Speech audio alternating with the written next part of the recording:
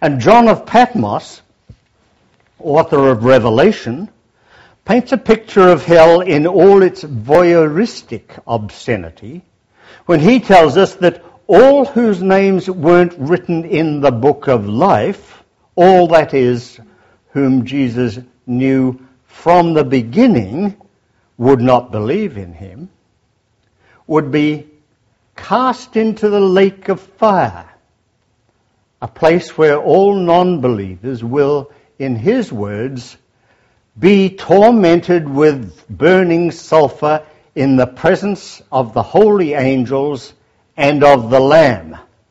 Do you know who the Lamb is? That's Jesus. Be tortured, we'd be tormented with burning sulfur in the presence of the holy angels and of the Lamb, and the smoke of their torment ascendeth forever and ever.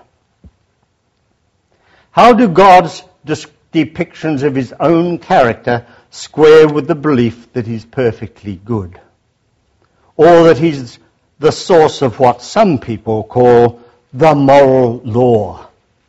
They don't. Just think of the impact this God could have on you and me if we were to comply with biblical morality. Think, for instance, of the long list of offences, at least 34, for which God prescribes the death penalty.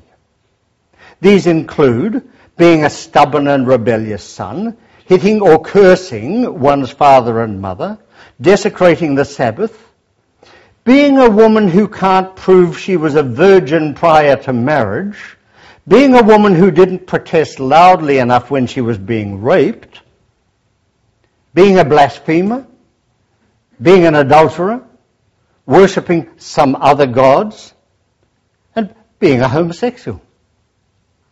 God's recommended penalty? Stoning, usually. Has God changed his mind about any of this? No, he's kept it to himself.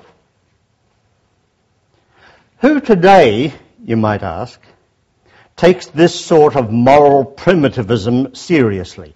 Well, many Muslim fundamentalists do, the Taliban, for instance,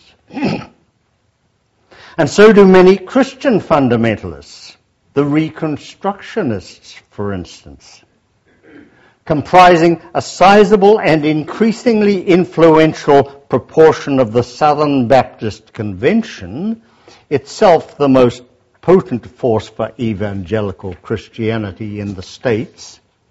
The Reconstructionists, like their Muslim brethren, demand their country become a theocracy and unflinchingly acknowledge that implementing God's commands would inevitably result in the death of tens of millions of their fellow citizens.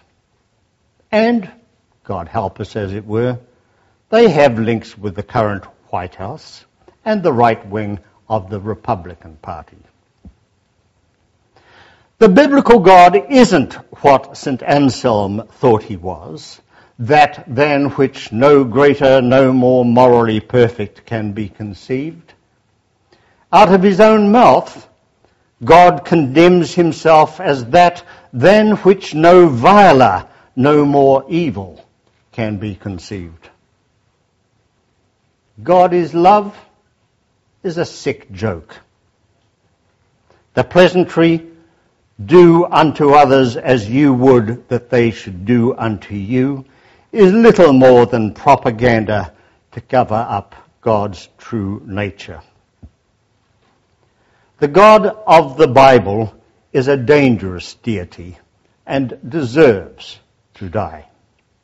That is to say, belief in the biblical God is dangerous to one's mental and moral health and deserves to fade from memory.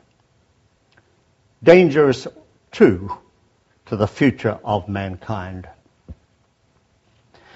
Turning in revulsion from the biblical God, let's now take a look at some of the other supernatural entities on whom the title God is bestowed. Theologians and philosophers of religion often distance themselves from the biblical God by talking more abstractly about what they call the God of theism or the God of deism. Putting aside arguments from revelation, they offer arguments from reason and experience for the existence of a designer-creator God. When presented in their usual drab garb, their arguments seldom have much appeal. But get the pundits of science to promote them, and give them media publicity, and the chattering classes are all agog to hear the latest news about God. Did you hear that Francis S. Collins, head of the Human Genome Project, recently called science the language of God?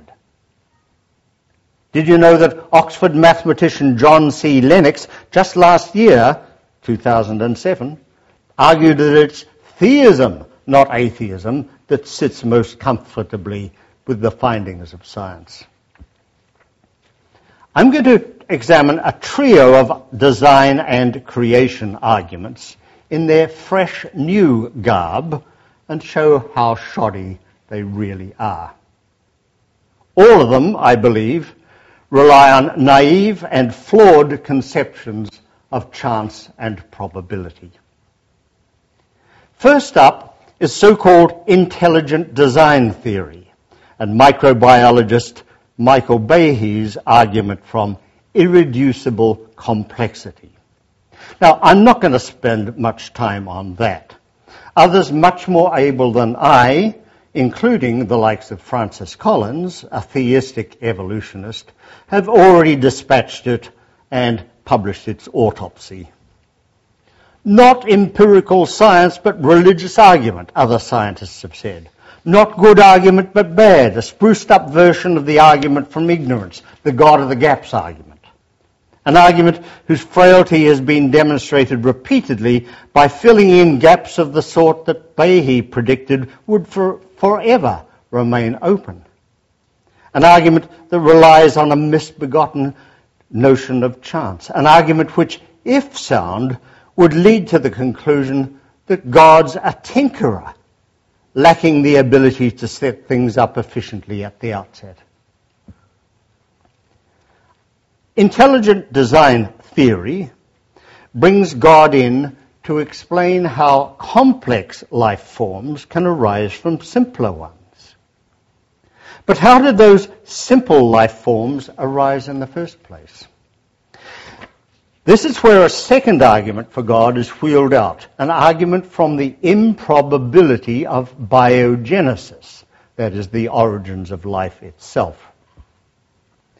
Proponents begin from the assumption that on a naturalistic view, life can only have begun as a result of pure chance or random chemical reactions. They then claim that the probability of all necessary elements coming together at random in the right sequence to form something like a simple protein, let alone the first self-replicating organism, is mind-bogglingly small.